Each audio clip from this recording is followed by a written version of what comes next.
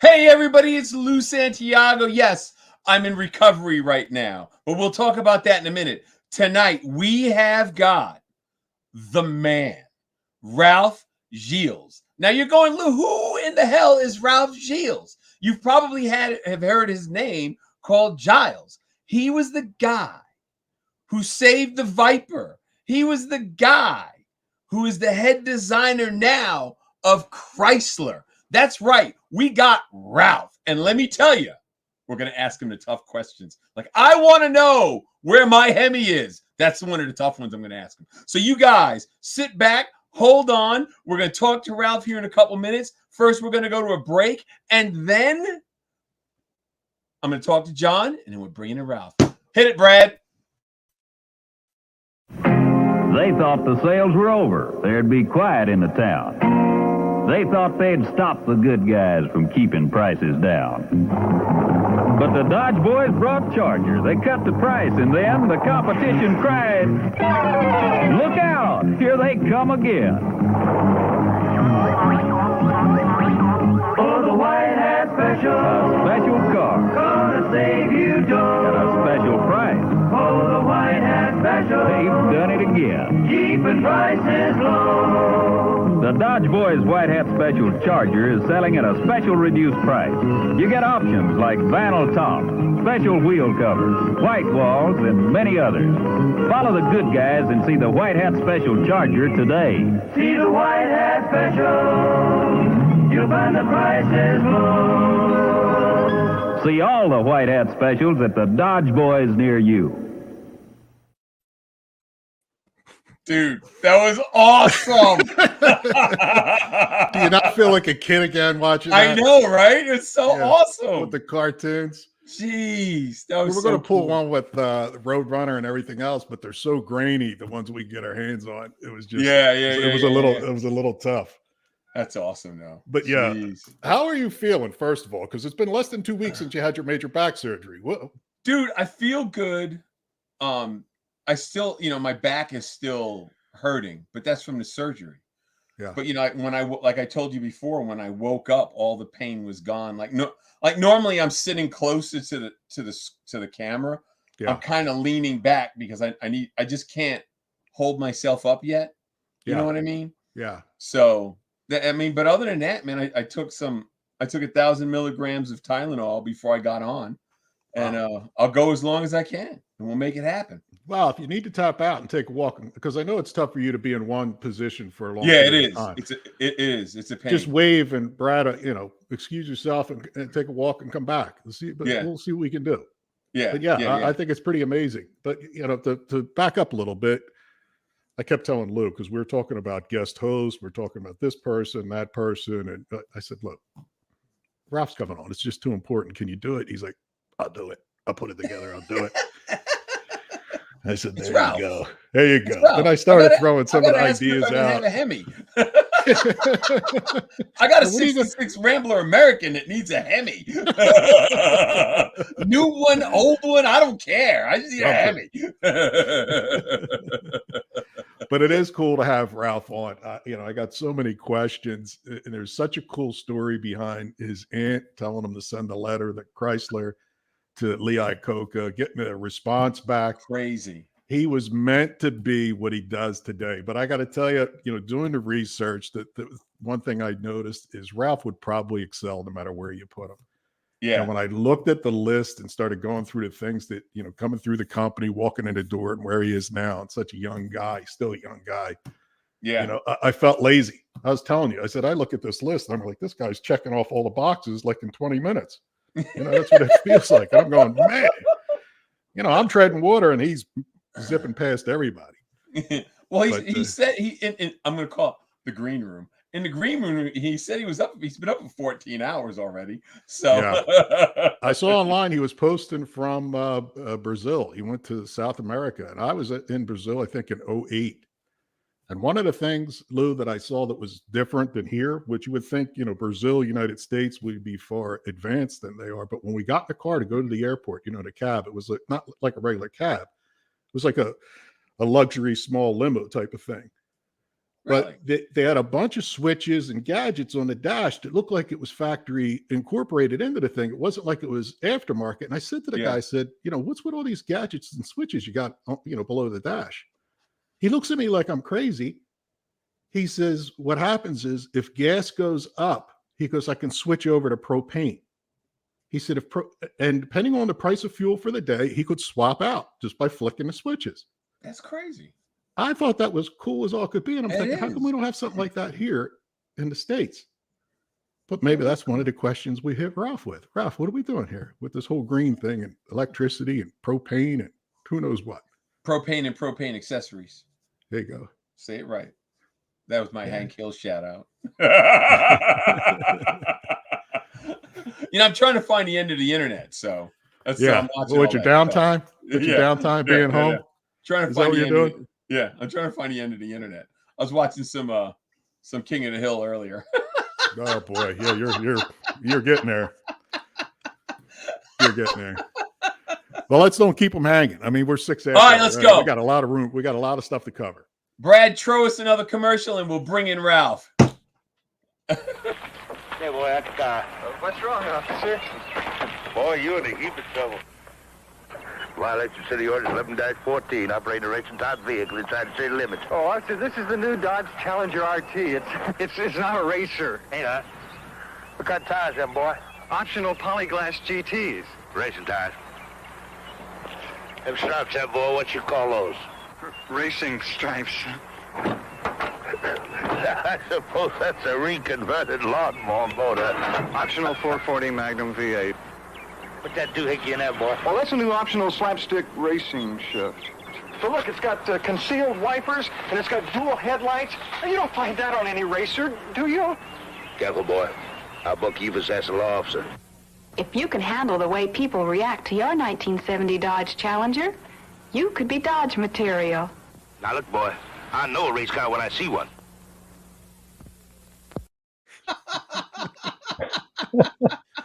No, boy. I know a race car when I see one. It's got racing stripes. Ralph, how the hell are you, man? Awesome. I've been having fun listening to you guys. I love your culture. You guys are a lot. You cracking me We're up. a train wreck. That's all there is to it. We are on a track doing about 200 miles an hour looking for something to run into. We haven't started drinking yet. Wait till we start drinking. I have some good bourbon on the other side of my little man cave over here. I should have gotten Dude, go get it. Go get it. All right, I'll be right back. Hold on. We run a loose operation here. Ralph's going to get his bourbon. We're good. Don't even worry about it. One of the commercials. Hold on, Brad. Run that other commercial while Ralph's taking a break. The one with the pistol grip. Because the pistol grip threw memories way back when I saw the pistol grip commercial. I'm like, man. Actually, you might want to wait till Ralph comes back so he can watch it too. There you go. I got my, can you I imagine? got my Woodford There you Reserve go. here. Oh, there you go. All right. I'm good. We're sipping on it. In a solo cup. My friends would be, you can't do that, but whatever. Gotta keep it real. You can do it. Don't worry. A solo cup's fine. Cheers. It's fine. You see, I see you almost have the proper grip there, but you need to run a double solo cup for insulation purposes. And you always want to have your pinky on the bottom. So when you're in a crowd, you don't get bumped and it doesn't fall. Damn. That's military advice. That's that military training. Learn something every minute. They taught me how to drink a lot. Well, thank you for your service then. Apparently Hey, it was my pleasure, Ralph. All I was doing was having a good time traveling around the world.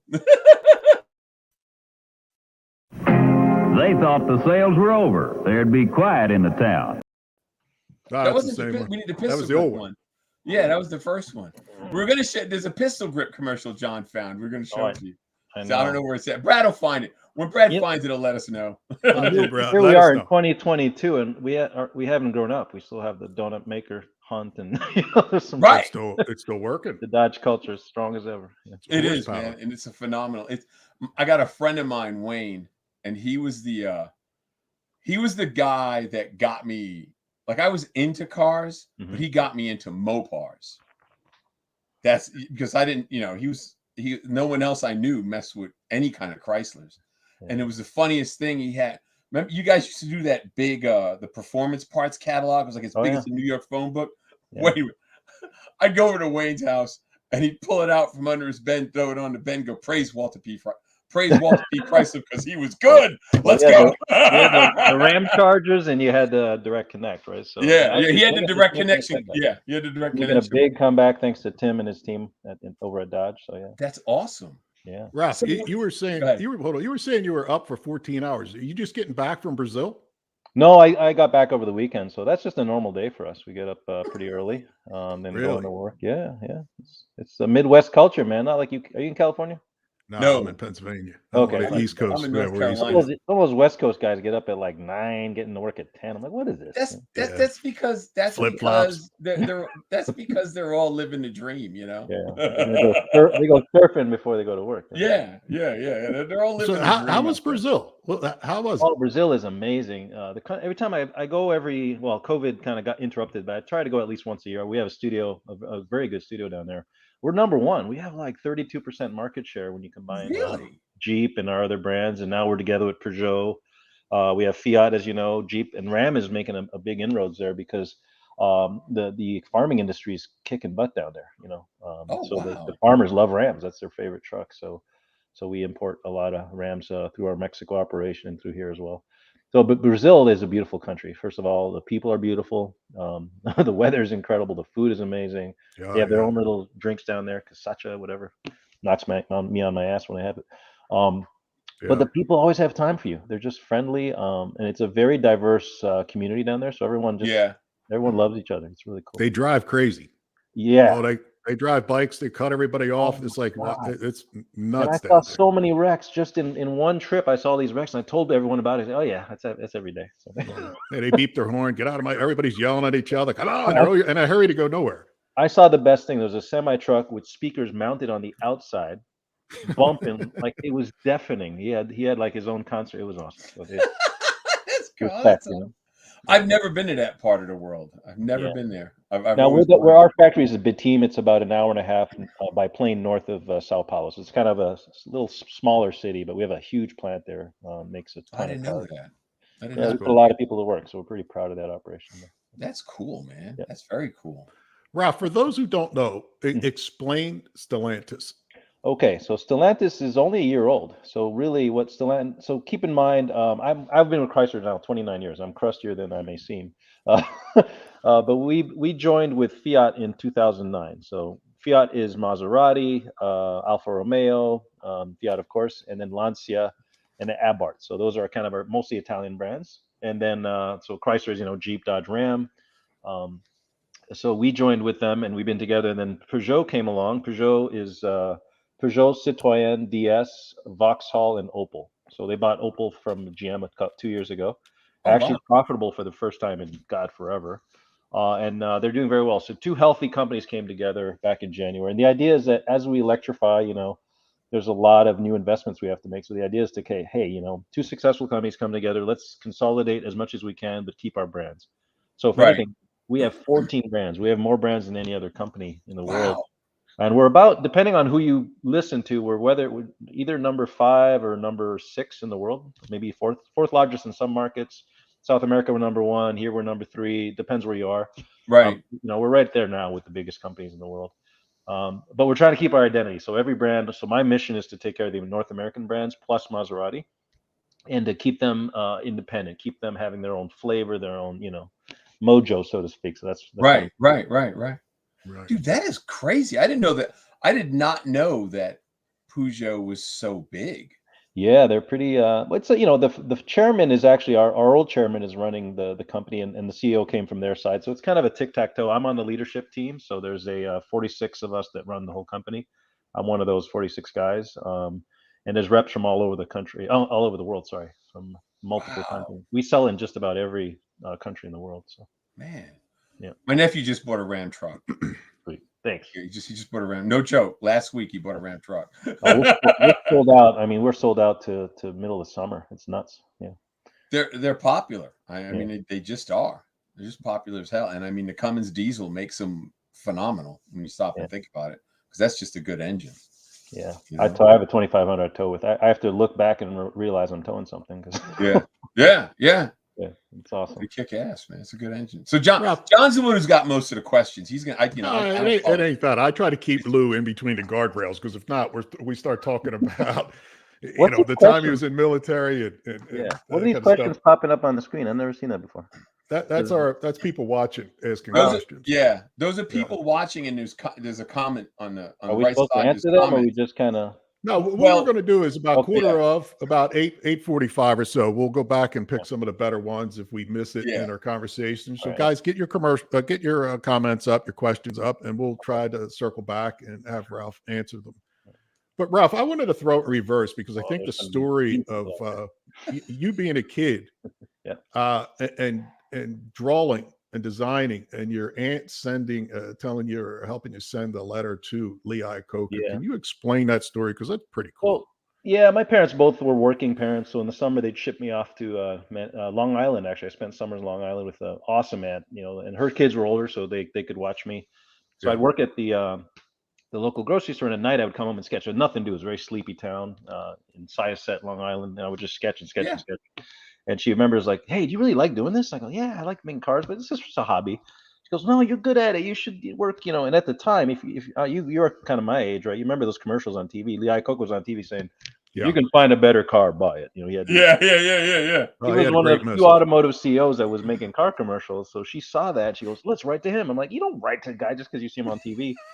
But my Aunt Giselle, you don't tell Aunt Giselle nothing. I mean, she's a New Yorker. She would go into work and she'd beat up someone trying to mug her. So, there you go. When she said something, you did it. So I wrote a letter to Iacocca, and they wrote back. I mean, the company wrote back. He didn't write back personally. There it is. That's the letter. So Neil Walling, who I ended up working for years later. You can see in the letter. You can't read it, but it says it recommends these different schools. And you have to remember, there's no internet back in those days. So for me, seeing that information, go, wait a minute, I can go somewhere. And I was born in New York, but I was raised in Canada. And when I did the math and my parents looked into it, the tuition was like, yeah, right. You're not going to American college, right? So I kind of tucked the letter away. I'm like, yeah, that's nice. That's never going to happen for me. And then I actually quit. I dropped out of college. I started 1 year of college, dropped out, was working in a hardware store, unloading semi-trucks. And I was happy. I was like, all right, this is my life. And my brother, who's a doctor, who's learning in med school, he comes back. He's quite a bit older than me. And he said, what are you doing with your life? So we dug up the letter and I said, okay, fine. So they called the schools and he forced me to apply. So I spent literally a week sketching and made a portfolio. We FedExed it overnight. And I got a phone call back from the school and I got accepted. And that changed my life because then working at a hardware store made something different. I got to get enough money to pay for that tuition. So I was asking for overtime. I'll work anytime you want. So I banked every single penny I made at the hardware store for about 8 months and then put that towards my first year of college. Wow. And the rest is history, So, and I always tell kids that story. Crazy. I'm like, don't give up. Don't let money get in the way. Cause we didn't have two pennies to rub together when we were kids. Right. We're barely immigrants, trying to make it. Yeah. That is Ralph. So how old were you? Wait a minute. How old were you when you got into Chrysler? No, I had to go into college. So I went to CCS in Detroit. So I had to go through that process. I graduated in 92. So I was 22, just like everybody else. But in Canada, the thing that saved me in Montreal, you graduate in grade 11, not 12th grade. So even though I dropped out, I didn't really lose. You didn't lose anything. Yeah. It worked out. So didn't know that about Montreal, Canada. Yeah, only Quebec does that. It's a weird thing. Because it's let's not get started there. I don't want to offend anyone. Montreal is beautiful. That's why I have beautiful area. I've gone to Montreal in Canada to go to awesome city, Dorval, to go fishing. Yeah, and we would stop in Montreal, on the way up and the way back on St. Catherine Street, where everything's crazy and busy. Yeah, but it is beautiful. And I'll tell you, when you wake up in the morning and they clean that whole place up every day, like it's a business. Yep. There's not a piece of trash, dirt, nothing. They run cleaners on the sidewalk, the street, the whole thing. It's just amazing. And it's foodie heaven. If you're a foodie, from that. I mean, every culture in the world's there. My best friends were Armenian, Greek, Italian.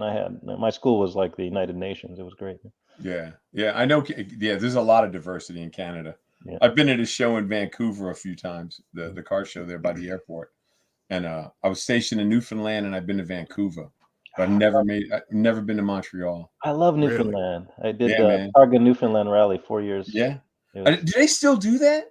I think so. It's much smaller than it used to be. Yeah, it still happens. Yeah. Friendliest people. Oh, In the world. oh my God. I was in my waiting to stage and I had to pee. So I knocked on this random lady's house. I said, hey, do you mind Yeah. I pee? And she goes, of course, Sonny, come in. I get Yeah. out of the bathroom. I kid you not, milk and cookies waiting for me. Yeah. And I got It's and my crazy. and I could hear the cars taking off. Like, I'm sorry. I'm like more, munching. I jump in the race car and go do the rally stage. I was like, I couldn't believe it. Yeah, they're the greatest people, man. They said hey John, when 9/11 happened and they grounded all Yeah. those planes, they had a bunch of planes land in Newfoundland, Yeah. in St. John's, and they only had one hotel. Yep. And it's not like it was a big hotel. So all the newfs were just like, yeah, come on. Well, you got 3 people, come on. And they would have everybody stayed in houses locally. It And was they're still crazy. friends to this day. Yes. There's a Broadway play about it, actually. I forget the name, Really? but there's a Broadway play exactly about that whole thing because it was a magical. That's so crazy. Changed people's lives forever. Yeah. Newfs are great, man. I'm trying to get Fitzy. I was talking to him about coming on. He's up in Conception Bay. Hmm. And when I had the surgery last week, I've been off the grid.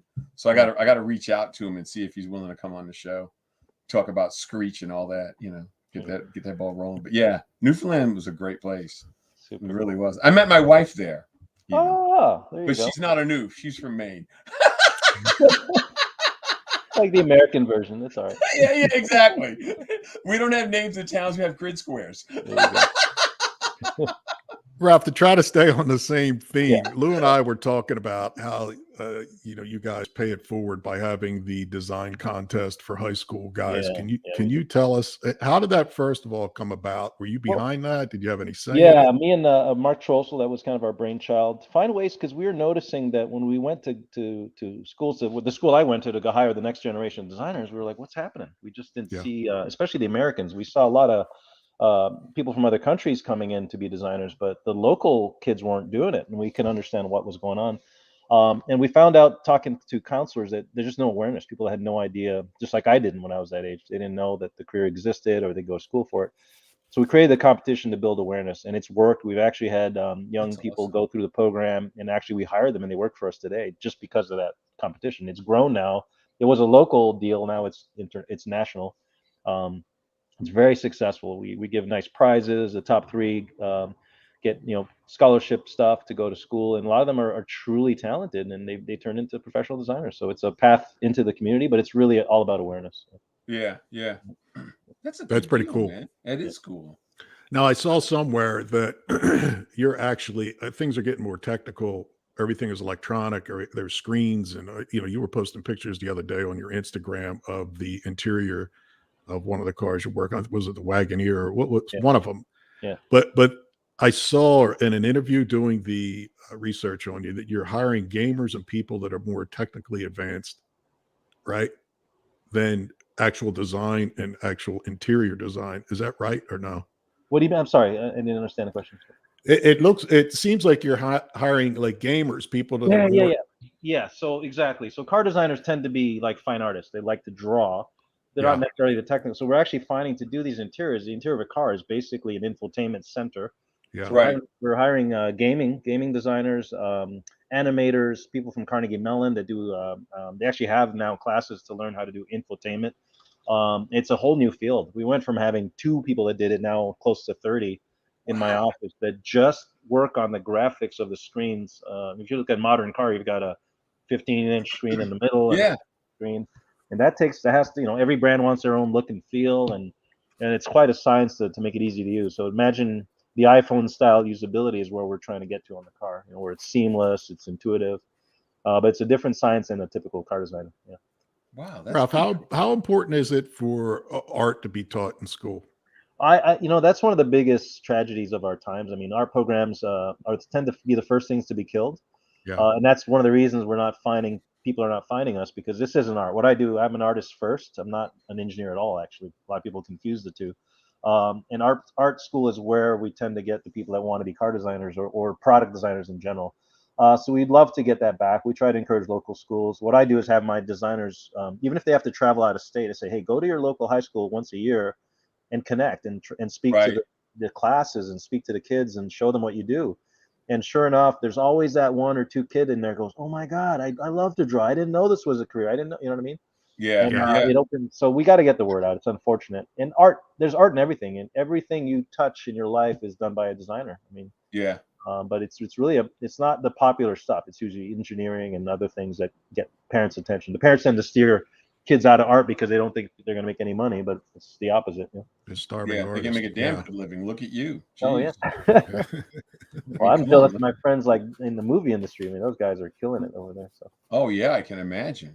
Yeah. That's But- I never really thought of it like that. I mean, I knew about car designing, but I never thought much past it because I don't draw. yeah. So it's just okay, it's cool, but Yeah, it becomes you start off as a designer, but once you're in the industry, you're surrounded by engineers and technical things, so you become more technical over time. You understand the right. regulations and what can or cannot be made or whatever. So Yeah. that's why I love hiring new kids, because they come in with such innocence. It's great to suck their brains before they get they get ruined by the finance bean counters and the Right. Damn bean counters. God, they ruin a good party every chance they get. Ralph, You know? I'm going to Oh, run we through got some. bourbon for. I'm going to run through some of the things, some of your accomplishments here, because it is pretty incredible. You walked in the door in '92, right, in the design office. In '98, you became the manager of the design office for Jeep Interiors and Chrysler. '99, senior manager, design office, Studio 3. 2001, director of the design office. 2005, director, truck interior, exterior design. 2006, VP, Jeep Truck, Color Trim Studios, Specialty Vehicles. And I guess soon after, in that same time frame, you were the guy behind the redesign of the 300. Were you not? Or I have that wrong? I had the rear step. Back in actually 2001, we started that program. Came out in 04, 05, and we were doing the Challenger. Yeah, that car with the big grill.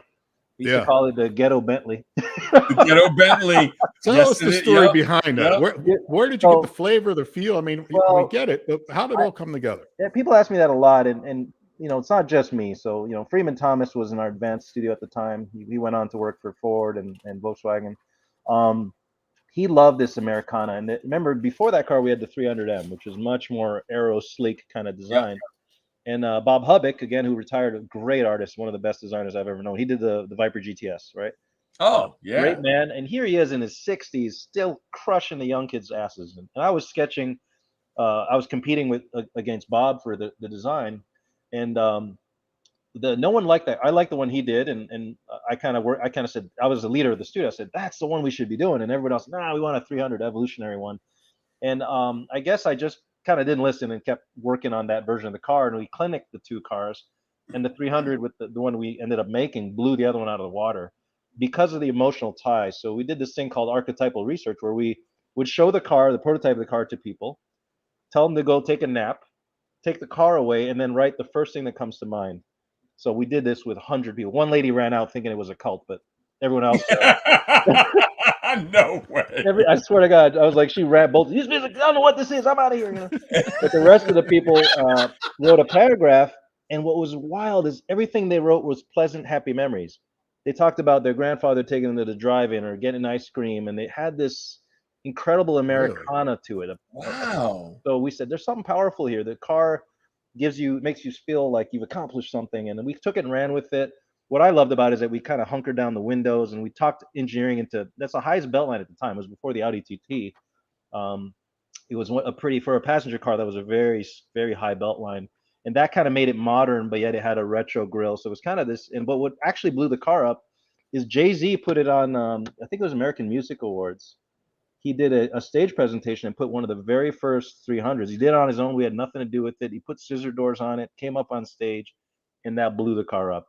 And then once my brothers found out that you could put 20-inch wheels on it, because we didn't have 20s at the time, we only had 18s, then it really blew up. It was like, bam, I can put 20s and 22s, and it was over. Yeah. And then we actually came out with the SRT that had 20s from the factory, and then that was even more popular. So we sold like 200,000 a year for a couple of years. Yeah, they were hot. I knew that. Yeah, for a sedan, that's unbelievable.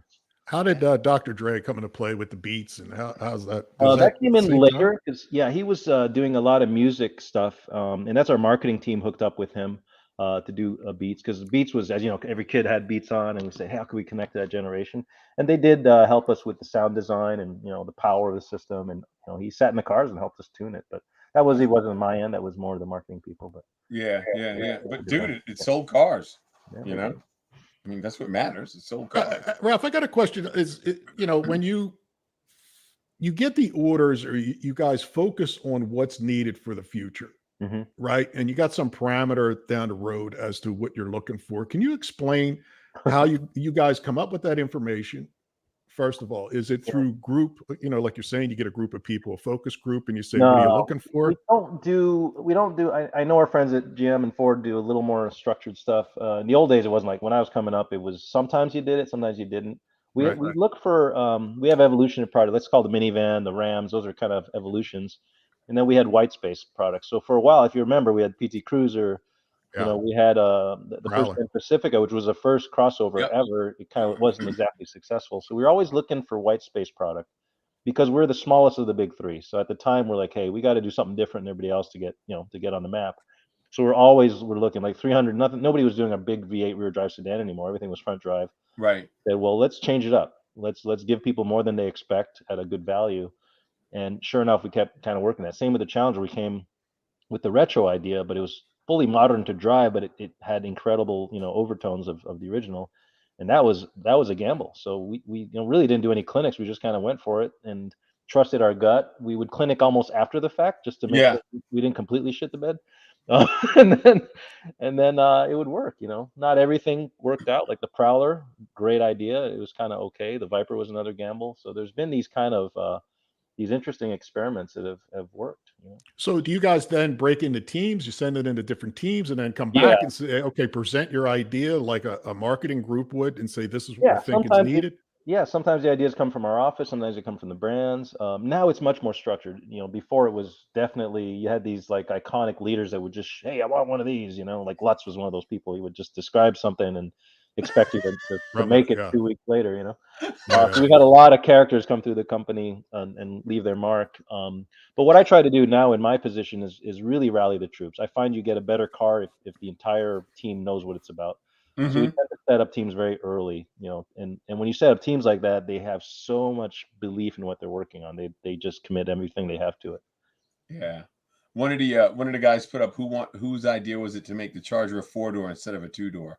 That's always been my question. Yeah. Okay, so I remember being in the studio. If you guys remember that, I think it was the '98 concept Charger. It was a beautiful red thing. Yeah. And it was actually designed with 2 doors. And at the last minute, that's where the marketing people kind of went a little bit crazy. They said, hey, this thing, the market tells us we need 4 doors, not 2 doors, right? So at the last minute, we threw a fourth door in there, and the public said, huh, that's okay. It kind of was okay. So it wasn't really our idea. But historically, 2 doors don't sell very well at all. People like the way they look. They'll buy a few, but at the end of the day, they tend to like to look at them but not own them. There's a big difference. Same thing with manuals. We offer the Challenger and a manual and auto. Everyone talks about a manual. At one time, we were 80% manuals. Today, it's like 20% manuals, Yeah. 80% automatics. So it's the Love only me a car stick. left like that. Yeah. So it's one thing to make it, other thing to sell it, right? So, but we Yeah. always will have a 2-door for Dodge. The Challengers here today, we're gonna absolutely try to keep a 2-door in the family as we go forward. Now, are you guys going to do any more retro stuff? You going to go back? Are you going to try that No, again? a little here and there. I think it's a war chest that's unique to us. Like if I worked at Kia, there's nothing to draw from, right? The Right. company's very young. There's a handful of companies like that in China. They're very, very young companies, so they really don't have what I call a war chest, right? Right.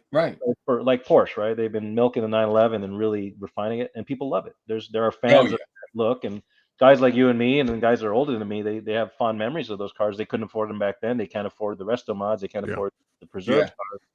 So why not give them what they want, right? So Yeah. I think the Wrangler, the Challenger, there's a few iconic names in our fold that we can do it. You can't be beholden to that. You can't make every car retro, of course. Right. But hey, if you can do 2 or 3 and make people happy, why not? Yeah. I got you. That makes sense. But we have like 30 nameplates, so Yeah, you got a bunch. I know that. having a little fun with some retro is okay. Yeah. But we Cool. look forward. I mean, I'm working on stuff 5 years from now, so we have to break the mold. You guys look Speaking that far forward? 5 Oh years? yeah, oh yeah, easily 5 to What are we running on in 5 years? everything. Honestly, it's going to Yeah. be a mixture of. There's going to be a lot of hybridization. There's going to be a lot of electrification. The biggest thing is the infrastructure. The infrastructure is catching up right now. The electric cars are less than 6% of the market. Some of that is people are still, the range isn't quite there for the average person. The better cars are very expensive. You know, the nice, Right. really electric cars are close to 100 grand. Yeah. And the ones that are affordable tend to be weird looking or small or funny, right? So we're coming maybe a little late to the party, but we're going to bring a hell of a bottle of wine. You know, we're coming with some Right. delicious cars. We're not just making electric cars to make electric cars. We're going to make cars that move your soul and get you excited. So we're coming with an arsenal that's going to be desirable. We're still going to have gas-powered cars, so the consumers going to have a lot of choices for at least the next 6-7 years. You know what I like about what you're saying? You guys still have that love affair with the car. Absolutely. You know what I mean? Because I look at a lot of stuff and it's just like, okay, yeah, the bean count has just destroyed these cars. That's what I look at, and I talk to people. It's like, it's a car. It's like, no, where's the love affair? No, That's awesome that you guys still have an extension of your personality. Yeah, and younger kids start to lose that. It's a tool, you know, and not so much, you know, the way that we looked at things when we were kids. But Ralph, is there ever any talk of hydrogen, something other than electric or propane? Because like I was saying at the intro, when I was in Brazil, I don't know if, you know, it's still like that or what the deal is, but they had, because that was 2008 when I was there. Yeah, they flick a switch and they were changing fuels. Yeah, the problem is propane is very low density. It doesn't have a lot of energy, so you need a lot of propane to move. So those are more taxi cabs do that because they have small journeys. We're not looking at propane. I'll tell you that right now. Hydrogen, every company is studying hydrogen because for the large vehicles, it's a very it makes kind of sense. It makes sense for people like FedEx and UPS that you have a predictable route, right? You can have a good station there. Yeah. The trucks always come back to a big industrial area, so that may make sense for commercial applications. It's cool because it just makes water at the end of the day, right? But it takes a lot of energy to make hydrogen. It takes a lot of energy, so it's not as viable as you would think. And electricity is a matter of how you make it, how you mine the battery. So that's why you hear about a lot of investments of electrical batteries being made in the U.S., right? Because if you make a battery overseas and you truck it over here, it's very heavy. So you're kind of undoing all the greenness just by getting the battery here, right? So we're investing. Personally, I know our company is investing in plants in North America to shorten that supply chain issue to start with. And then we're looking at still hybrids are going to be the way to go for a while. Electrification, like I said, is coming hot and heavy. We'll see. I mean, there's like I said, it's going to be a lot of solutions. What we have that's unique to any other country is the amount of trucks we have. A lot of large heavy duty trucks, light duty trucks. We're a working nation, you know, a farming nation. So in the middle of the U.S., people, you know, drive a lot of heavy duties, and that's the toughest nut to crack there. But we'll figure it out. Yeah. That's wild, but it makes sense. So I got a '66 Rambler. You still got a Hemi? I need a Hemi. I got to get a Hemi in this thing before He's gas. got one in his office. He's got. I don't want to make any news, but you know, the Hemi has got a few years left. But that's all I'm saying. So I'll be calling you. Get them while they're hot. You know. So I see all these comments. I'm a designer. People are asking me comments about business stuff. I am a designer, so I'm not going to answer any of those. Yeah, that's fine. That's fine. Don't worry about it. We had John Hotchkiss on, I don't know, it was 2 weeks ago from Hotchkiss Suspension. And we got into talking about traffic lights. And one of my comments which I heard about a couple times, is when is there going to be, and I know this ain't you, but when is there going to be smart traffic lights? Because they already know where you are with your car. I mean, you can see the traffic piling up ahead of you, and they do that some way, somehow. Yeah. So I don't know how many times I've sat at a light and there's I'm no the only one guy around. there. Yeah. And you're like, I feel like blowing through this thing, although that's the time a cop sitting around a corner. But when are they going to make it so it's more? And it's already there for emergency vehicles like fire trucks, ambulances can switch the lights on demand in certain cities. That technology is available. I think the city planners need to wake up to it. I think you're absolutely correct. In certain cities, you're right. Like, you know, you look at cities like Phoenix, it's all gridded, you know, people are just going light to light. They have cameras everywhere, so people are terrified. But you're right. I think that's wasteful. How beneficial would it be to your company if the government did things like that first and put the budget out, one, to have charging stations or some incentive to put charging stations up, and two, to make things like that so your car could talk to other cars and talk to the traffic lights? Or is that something that's coming around a corner? You're grinning like, yeah, we're working on that. Yeah, because we sort of are. We actually have teams that are in Washington that are discussing exactly those kind of things. And the thing we can't do, unfortunately, I can't go over to GM and Ford and collaborate and say, hey, let's do this, and then go to Washington. We have to do it on our.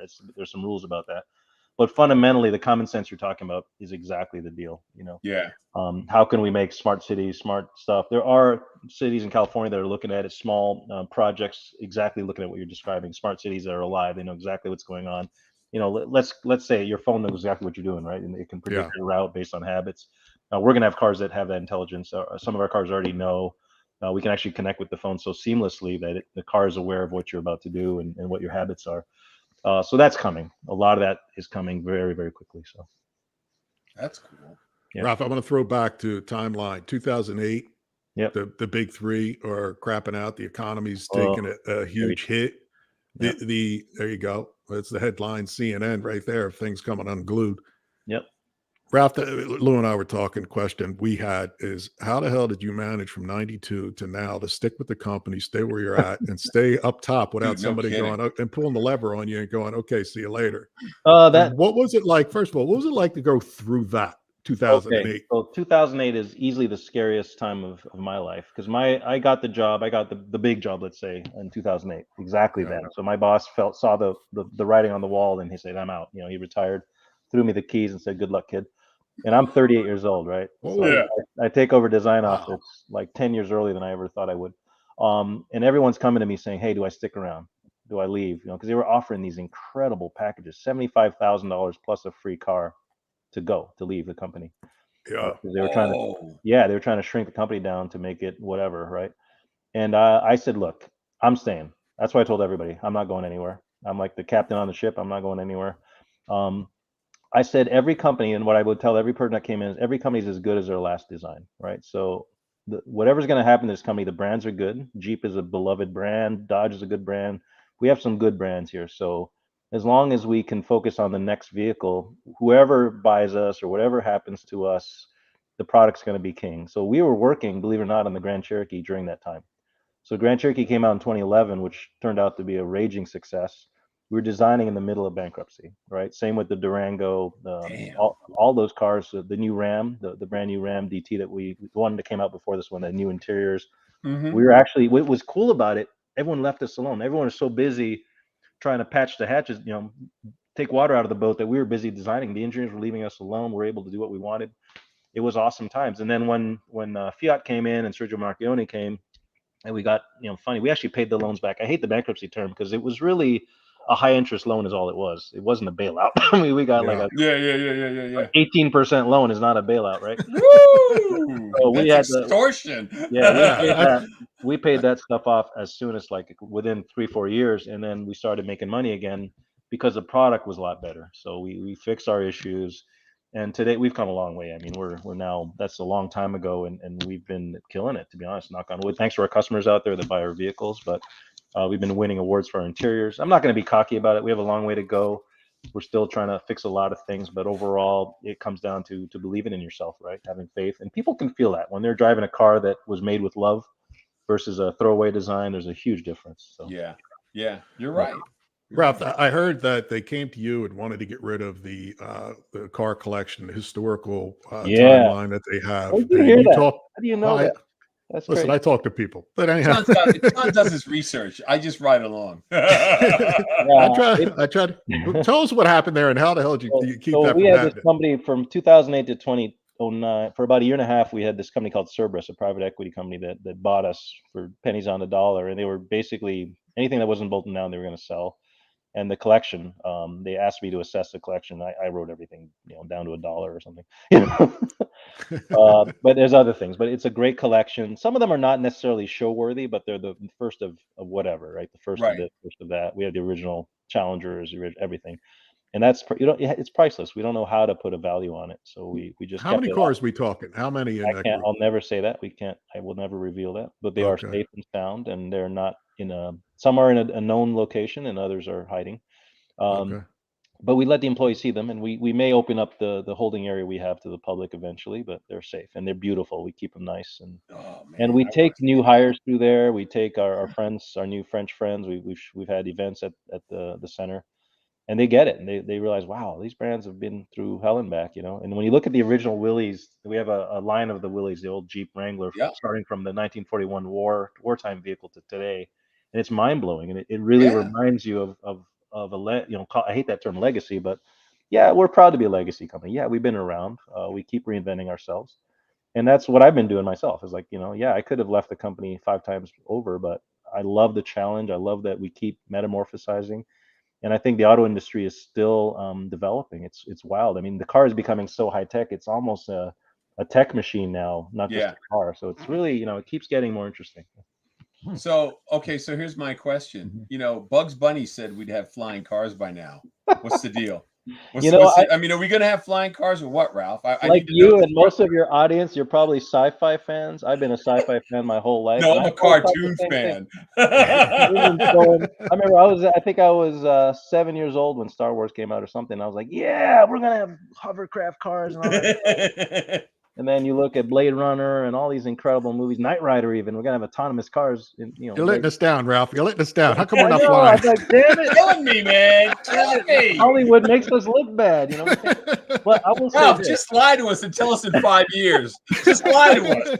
What I like about You have Hollywood, one. You have a flying car. Come on. What's in I there? love Hollywood because they dream big, and I tell you what, eventually everything that Hollywood predicts eventually happens. Not on the timeline a you'd lot of think, it. but Yeah.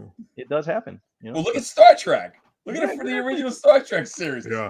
Oh, what? Next thing you know, we got Motorola phones. I always wonder, if you teleport yourself, what if half yourself is in one world and the other? You're stuck. Kind of fucked. Just a little bit. That's a Tylenol talking. Ralph, let's go over some of the. Max. I love Mad Max. That was So do Great I. movie. God. I love that too. That's Mel Gibson especially the original. The rocking original it. is cool. It's Yeah. way ahead of its time. But Ralph, let's talk about some of the things you're working on now. I saw you posted. You were talking about the Grand Wagoneer. It's coming back, and I tell you, I saw the pictures. It looks fantastic. Yeah, it is back. It's selling like crazy. Especially, it's funny. Everybody wants a top end one, which is clocking $100,000 for this thing, and they're buying them like they're going out of style. It's a great truck, really roomy, most room in the segment. Looks it. I'm actually already working on the next gen one. Wow. But yeah, the interior is eye watering. It's unbelievable. Wow, that thing is It's gorgeous. super cozy, and it's all about putting miles. I drove one from here to Milwaukee, which is a good 10-hour drive. It's fresh as a daisy coming out of it, and I'm towing my race car, and it tows like a dream. It's so comfortable, and it only makes sense in this country where going 12 hours on a road trip is right thing in America. So. Yeah. Yeah, it looks pretty cool. Yes, I've been to Beaver Run. I've probably been to about 50 road courses in my time. Answering one of the questions. So a lot of the Jeep guys that I come across, they always talk about the old school Gladiator grill. Are you guys going to reintroduce the Gladiator grill? Oh, the cantilevered grill. Yeah. Yes. You know what I'm talking about. It's funny. We argue about the slots. There's like 11 slots. And right. Oh my God. But I can't. How do I say this? We are experimenting with that, but for Wagoneer, not necessarily for Jeep. Jeep, we decided 7 slots, and we made up a story that the 7 slots has to do with the 7 continents in America. I'm gonna tell you right here, that's bullshit, but it's a good soundbite, so we use that. That'll be in the soundbite next week's show.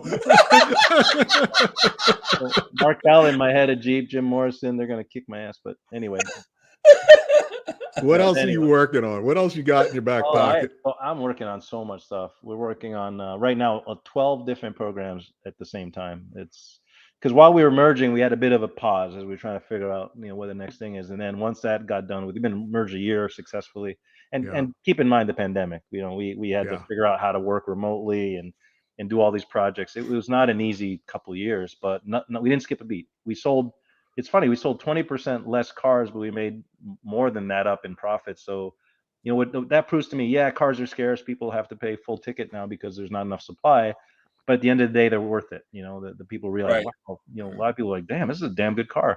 So we're actually riding on that confidence that we can operate at that level. We've taken the brands up. The new Grand Cherokee is just selling like hotcakes. The 3-row, we haven't had 3-row since the Commander, which wasn't a good one. Now we have a really good one. We have 2 3-rows for Jeep. So we're trying to look at that, but at the same time, we have got our eye on 2030. Actually, we're already working on 2027, 2030, 28, 2030, next gen everything. So because the new cars then are going to be super different from what you know today. Really? Oh yeah, I mean to get the efficiency where it needs to be is not easy. Oh yeah, yeah, yeah, And yeah. people look at the EPA as a mandate, and like for us, we see it as a challenge, not a mandate, because it is fun. It's like racing. Look at Formula One; they keep upping the ante, and they always they try to slow the cars down. They end up going faster. Why? Because Right, technology, problem solving, clever thinking. That's the same attitude we're taking to this challenge of trying to get the most efficient, but right, still make people happy. Most consumers, they just want a good car that fits their family. They don't realize all that we're dealing with, right? So we're trying to right. balance that, meeting all the requirements, but still give people a car they actually want. Yeah, yeah. It makes sense. I mean, you got to Ralph, think that the far. chip problem that Oh, is most recent, how does that affect you? What are the discussions and what's the well, resolution? it doesn't Make you affect me drink? in my role, but I hear about it because I'm on these committees. And what's happening is we have X amount of chips, right? And cars nowadays, every new car uses even more chips than the one before because they're more Right, technically advanced. And you'd be surprised. It could be one chip that controls the blinker, and we can't build the car because of this one 30-cent chip. I'm not kidding. Yeah. So now the discussion we're having is, okay, if you take a chip away from that one car, you can put it in this car that makes a little more money than that car. So they're basically having a chip allocation committee. So trying to figure out, it's like, Wow. imagine you're a mama bird you have 8 little birdies, you got to feed them, and you have 6 worms. And the clock is ticking on the ones that yeah. you already Exactly. have So built. I saw a video online yeah. where a guy Crazy. showed it looked like it was 5 acres of new F Oh 150 yeah. trucks that were 2020s, The and it one looked thing I like would say is we're trying not to do that. Because then you get rot lot. We're trying not to build and hold. That's called build and hold. And they'll yeah, come and try to put a new module or a headlamp. Some of the trucks in the beginning, we had a few trucks that were missing a headlamp. Say, oh, we'll put the headlamp in later. It Right, wasn't. So we stopped that right away and said, you know what? We'll just build them when we have the parts, and then idle the plant. So we use the time to clean the plants. We use the time to do other things to improve quality issues or slow the line what do you down. do with the chip issue? What's Uh, the it, resolution? so the resolution is basically they're getting them back online. To be honest with you, Okay, it's just being patient, honestly. And then a lot of the companies, our suppliers, are looking at going more vertical and installing more capacity throughout the world. yeah, But a lot of the lessons learned. So the problem is there's a chain reaction. And on top of that, the gaming industry, the TV industry, the entertainment industry. While we thought the market was going to go down, so we pulled back our orders, but those industries went up during the pandemic. So they took all the supply of the chips. That also didn't help. And yeah, then the countries like Malaysia is a big chip producer. They didn't have all the protocols in place, so they really had issues with COVID. So it took them a while, but they were shut down just because their employees were so sick. So yeah, all that it'll yeah, be behind us in a few months. So it just takes time. yeah. But we've learned a lot. Back Honestly, our up. dealers love it. Our dealers don't mind because they don't. If you go to a typical dealer that used to have 500 cars in their lot, now they have 50 cars. yeah. Yeah, And they don't have to take care of 500 cars and clean right. 500 cars and insure 500 cars. So it actually has flipped the whole business model to a pull dynamic versus a push. So it's a lot less stressful to go in a dealership now and have to, you know what I mean? Yeah. Yeah, yeah. And what I love the most is people are getting back to ordering their cars, which is something we've always offered, and Yes. people never took advantage of it. It's like you can order anything, you just have to wait a couple months, but you Yeah. get exactly what you want. And now people are saying, you know what, I'll order my car, I'll wait 3-4 months or 5 months in some cases, but they'll get what they want. Yeah. Matter of fact, That's what Europeans have always done. there's a commercial for Mhm. City Chevrolet in Charlotte. It's one of Rick Hendrick's, and they say in the commercial, if you want a Tahoe or a Suburban, you can come in and order what you want. Exactly. And then I haven't heard that in forever. That's why I mean, it was foreign to me almost because I remember growing up, you could order the Yeah, stuff and you wanted in the it car. never went away. It was always there, but people, dealers would just buy. They try to guess what people would want because Americans tend to be impulsive, right? They Hmm. go out on a Saturday, they want to leave 2 hours later with the car, but now they're realizing that ain't the game, and the plant will build. If a dealer orders a car, we know the difference between a sold order, we call it, and a dealer order, and the sold order always takes precedence over the dealer order. Right. So once they figure that out, they know that we'd rather see sold orders. So, Yeah, and it makes sense. It yep. makes sense. Yeah. But for me, So how it affects me is being creative. Sometimes we have to make combinations of things that didn't exist before just to help the plants. Yeah. if that's your biggest problem of the day, I think you're doing good. I There we mean, go. really. So here's what we're gonna do, Ralph. Yep. This is my thought. Me and John are gonna do a commercial, but we need a truck so we can say, order your truck. You know, And we'll do we'll right. do something wacky or something, be That's a like, Tylenol. We'll kicking get a in. TRX. We'll get a TRX over to you right away. What else no, did you I'm take, gonna, Lou? no, I'm gonna stand there with John and say, no, we need to put a stripper pole right here. Oh, hey. What else did you I didn't take, know it was Lou? that kind of show. Come on now. He My took mom's something more probably than watching this. Tylenol. Come on. Jeez. Ralph, you guys got behind the Fast and Furious franchise, did you not? Yep. How's that paid off? Oh my God. Right? They do, I think, 900 million or a year, a billion every time they show It's it. a lot. Fast Yeah. too. Okay, Within weeks. fun story. I was on the set in Puerto Rico when we were filming Fast 5. So I was head of Dodge at the time. And I met Vin Diesel. I had my wife with me. She's crazy about The Rock. So The Rock was there and Vin Diesel were there. Yeah. And she had a chance to meet The Rock and she choked. She couldn't say anything. She was like, and he was so gracious. And oh my God, I spent probably an hour talking to Paul Walker. Oh, God bless his soul. He was such a sweet guy. Yeah. And when I met Paul, he knew cars. I heard he was a legitimate car guy. You could not stump him, man. I talked about NSXs to Grand Nationals to to Challengers. He knew everything. I was amazed. Yeah. He was a real brass nuts. He knew everything. And he wrenched on cars. He could drive. So respect. Yeah. I heard that about him, that he was a real deal car guy. What a loss. But I was at that scene. You remember the scene on the bridge where they're dragging the safe? Yeah. So, I don't know. That was one of my favorite. That one's one of my favorite. Before it got really corny with the whole sci-fi shit, exactly. and it became they're flying cars and things. You were like, that ain't happening. Exactly. That one was pretty good. Fast 5 was I remember. And so I was on the bridge, and that was an actual bridge. People used to go to work, and they shut the bridge down for a month. Oh my God! They pissed all these poor Puerto Ricans off. They couldn't get across because it's over a huge river. That's the only way to get to the other side of town. So oh my God! That's how much budget they had. Can you imagine? Yeah. $1 billion. It's probably a couple million down there, but $1 billion each click. That's pretty good. That's crazy. That's good. Someone's asking about dealers. There's usually tests. There's still test vehicles to drive for sure. There's always sample cars. A lot of them are the dealer's own cars that they'll let people drive to test before they order. So we try to have that minimum amount. Yeah. Ralph, you hit me with an email, said you were going to the Grand National Roadster Show and you were unveiling a personal project. Did that happen, or what's going on there? What was it? Because you never got. What is it? What are you doing? So I ended up going to the show. The car that I was going to show there, we had a little glitch right before it was supposed to go on the truck. Okay. So we couldn't unfortunately ship it. We missed the window. Huh? Did it catch fire? You look like you're disappointed. No, what happened? It's okay. It's going to be just fine. It just caused about an eight-week delay, but it's going to be even better. We had some technical issues. So it's Speed Core's building it for me. It's my dream car. Boy. I've been working on it for 2.5 years, and I've been sketching details, and then they've been working to it. So it's awesome. I can't wait. Speed Core is good, real good. They built some nice stuff. Mid-engine, they had in the one Furious movie. Yeah. We had Dennis McCarthy on, and he was talking about working with them for some of the builds. And shout out to Dave Salvaggio, because he's the reason I took my car there in the first place. He did all those, a lot of the cars in Fast and Furious. The mid-engine Charger that you saw in the latest one, that was his baby. Yeah. So he's left Speedcore since, but he's one of the reasons I took my job there in the first place. Yeah. So where are you going to unveil it? What's the plan going forward then? I think I'm gonna end up doing the Power Tour. I've always wanted to do the Power Tour. It's one of my dreams to do the Hot Rod Magazine Power Tour.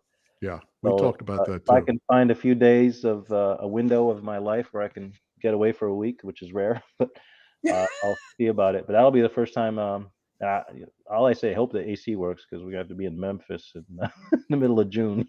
Yeah. That ain't no joke there.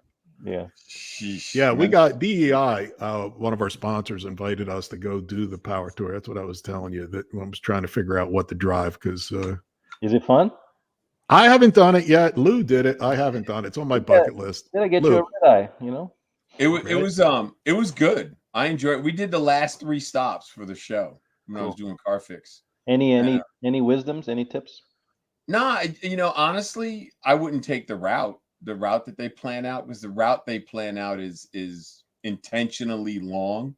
Oh, Because all the vendors roll out the night before and go to the next stop, so they need time to set up. Oh, so and what happened, and in 2 of the stops, what happened to us was we got caught up in all that traffic, and then we turned up getting there late. And like they're starting to shut down and we're just showing up. So I would look at their route and find the shortest way to get there. You know, I mean, if you want to do the photo ops and all that, you go with them a little bit, but I would definitely find a place where you can break off and make time. So fun fact, I've done 3 cannonballs, you know, so it's kind of similar. Damn, 3 cannonballs? There were some hotels that were so sketchy. I remember going into these things and literally turn the lights on, the roaches all. And like, oh yeah. Be like, you know, we're sleeping in the car. Yeah. Hey, at least the roaches didn't shake you down. Oh, you know at least you turned on the lights and they go, hey, mother, you got to pay up. You may have paid at the desk, but that shit don't matter. I did it one year. It was 7,800 miles. Damn, dude. It was a true. Now they're like under 5,000, but it was a real lap of America. You know, it was. I was like, I don't know how we did it, but I'm old. I can't drive that long. How many people did you have help? Did you have anyone help you with that? One co-driver. That's it. Just my buddy. That's it. Yeah, we were the first year we did it in a minivan. Believe it or not. That's awesome. No normal minivan. I got hot rodded. I had big tires on it. So that's awesome. Ralph, other than your current build, what do you got tucked away? What do you drive? What are you doing? You got something behind you? Yeah, I got a couple of Vipers. I have a race Viper ACR Gen 5. I've got a GTS. I have an old Porsche 930, which I love dearly. I got a weird little Peugeot 205 because I did an internship in France and fell in love with this little hatchback thing. Love Alphas, always have. So I've got a 68 and a 69.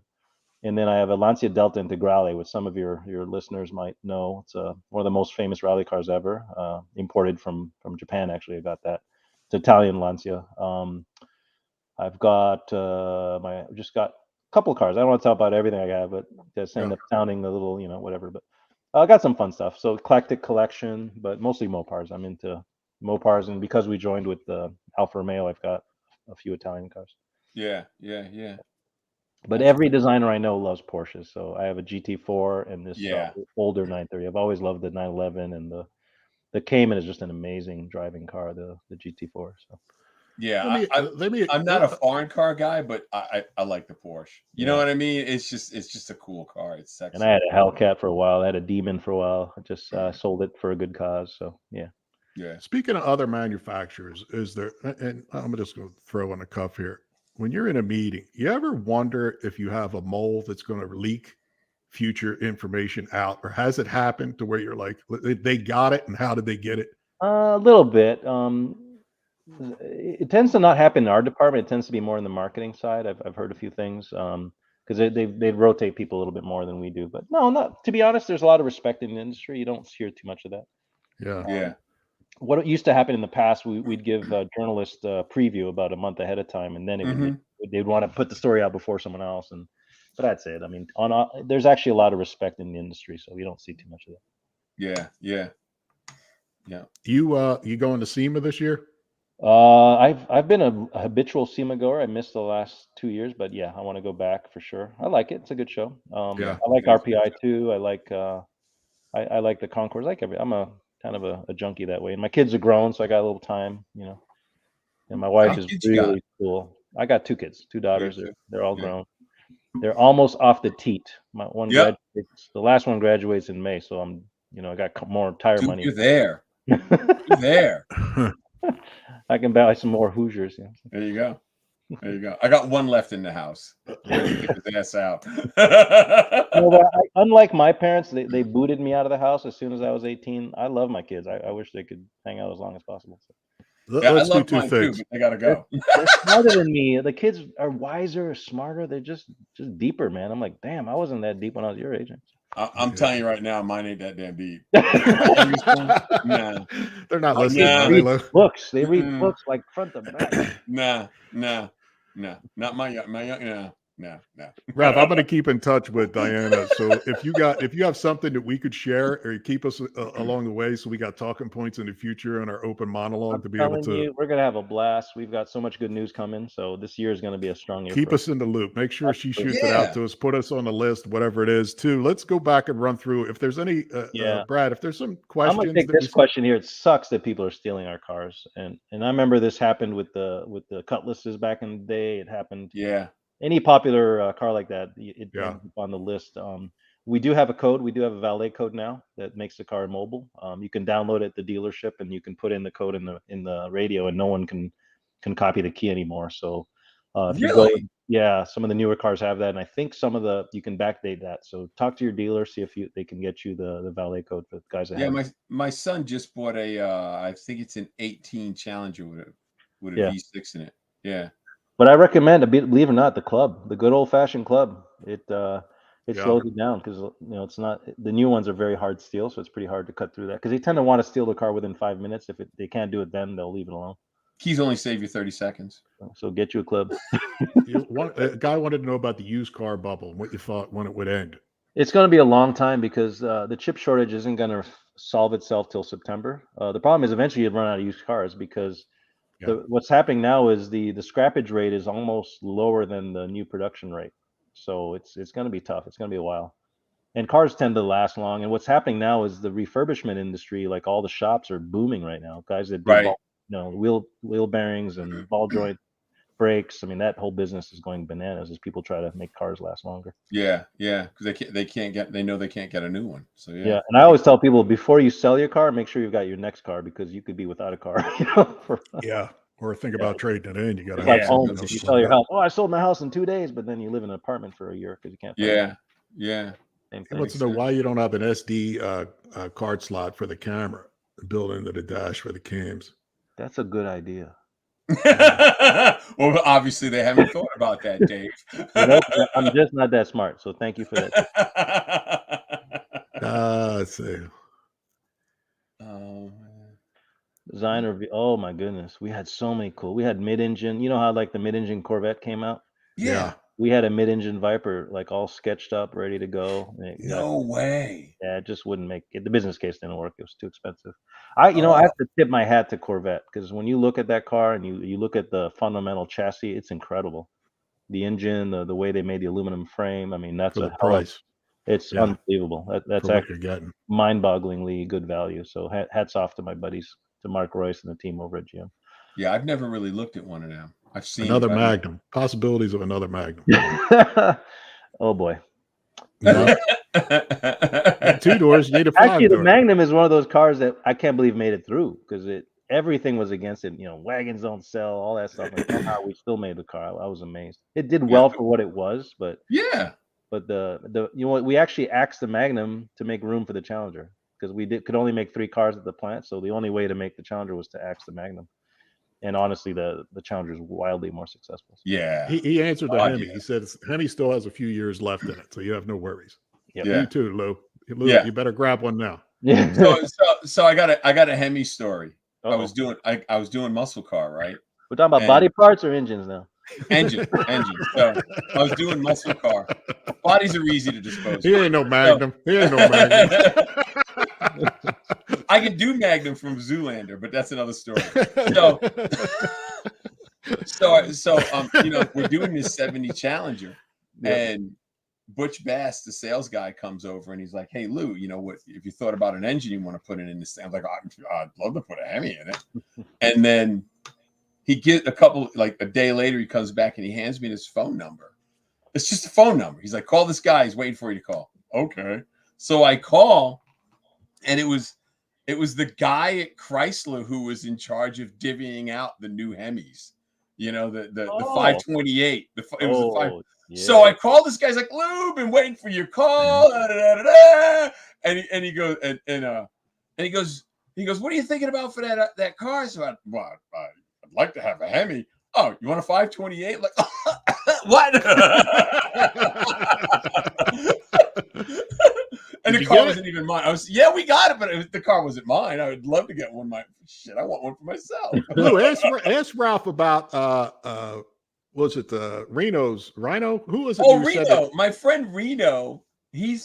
My friend Reno said he's actually met you a couple of times, and one time he sat next to you at some design thing, and he said that you told him about you were going down the highway or something, car crashes, car goes on fire, you pull the people out, and then you push the car over to the side of the road with your Jeep. Okay, the folklore got a little out of control there, but coming home from an event, snowy night, we come up on a crash, basically, a head-on collision. And I slow down because the cars looked really bad. I mean, it was smoke coming in and everything. And I said, and it was late at night, 11 o'clock at night, really dark. And it turns out the guy that the bigger car hit a small Fiesta, like a Ford Fiesta, really tiny little Ooh, thing. yeah. And it was in bad shape. And I could hear the people moaning inside the car. Ooh. Like, oh, this is not good. No. And then, so we called 911. I yelled to my wife, hey, call 911. And then my car was in the other lane. So I said, you know what? Let me move my car out of the way in case traffic needs to go by. So I moved my car out of the way. As I was moving the car, another car, a third car came and hit both cars that were stuck there God. at speed. I'm talking 45 mile an hour because because the cars hit each other, the lights were off. So the lady coming in the third car couldn't see the crash. And oh my God, I saw that. I saw the car come and the guy was in between the two cars right where I was standing. Had I not gone into my car, I would have been killed. So when that third car hit, everything caught fire. It was like a movie. The little car caught fire, boom, flames burning everywhere. And I saw that I knew the people were trapped in the little car. And I'm like, shit, what do we do? What do we do? And I took my Wrangler, I backed up, and I used the bumper of the Wrangler to push the car that was on fire away from the red car. So the red car only had little fire, but the other one was really on fire. It was And engulfed, the funniest thing, it's not funny, but my when I pushed the car in the ditch, it was like a Ford Edge or something. The hooks on my Rubicon got stuck under its bumper. So when I went to back up, the car was stuck to my car. And my wife's looking at me like, the burning car's a test worker. I was like, oh shit. So now I'm in trouble, you know? So That's the extended. you guys know what a Rockford is? Yeah. Okay, so I did a Rockford. So I backed Yep. up. Oh, yeah, right. I jerked Jim the wheel. Rockford. Yeah, and by jerking the wheel, the other car slid off my bumper, ripped off, and went to the other side of the road, and then it really went on fire. And that saved the people from burning to death, basically. Is that I before or didn't after pull them the out of Fast the and car. Furious? Yeah, I just used my car to push the burning car away, so that car. And then just as I did that, within 5 minutes, the ambulances came, the police. It was a big scene, and they had to use the jaws of life. They got him out of there. Unfortunately, one of the people passed away. The other person survived. Ultimately. Man. Yeah, it was the wildest night of my life. I was a mile away from my house. I was like, I just want to go pee, you know. And 2 hours later, I'm like, what the hell? You know. Anyway.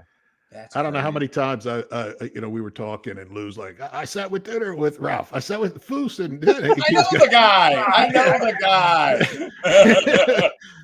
Roadkill Nights. And I'm like, all right, Lou, talk to him. All right. We're just a bunch of car guys. It's no different. Yeah. Very You're cool. like all my friends are like you cats. We're just, we shoot the shit, hang out, and there's stories upon stories. It's great. I can't, that's why I want to do the power tour. Because I know on the other side of it, I'm going to have some great side chat stories. You know? Oh, yeah. Ralph, I saw, before we let you run, I saw somewhere where you talked to new guys that are designers and you told a few of them, listen, what you want to do is sit outside a Costco or a major store and see the people getting in and out of their cars and learn and how and who and see what their hurdles are. Yeah, there has to be a major benefit of hands-on common sense instead of, okay, the computer said I can do it, it would work. Well, we were designing the Pacifica and other UVs. We went to Costco, local Costco, literally sat down and had my designers talk to people. Some of them were freaked out by that, to be honest. Not our designers, the people, but just sitting in their cars and watching people struggle with luggage. It's funny that people came up with the foot under the bumper where the back opens. Mm-hmm. We added that feature to sliding doors because hey, they use that. So same thing with putting kids in the car. Mom's got baggage. It's amazing. Moms are amazing, honestly. They are. Mama strength is scary because they can hold groceries, babies, purses, big ass purses. I'm like, I don't know, but anyway. So observing that every day, we learned, and we look inside. We actually look at people's cars when they were in the store and look at how they organize everything. They had mail everywhere. They didn't have enough storage, so all those things go back, and then we do Post-it notes on a board, and we write down all these things, and try our best to integrate that into the next design. So, and a lot of times you get solutions by not asking people, but observing them. Yeah, that makes sense. Yeah.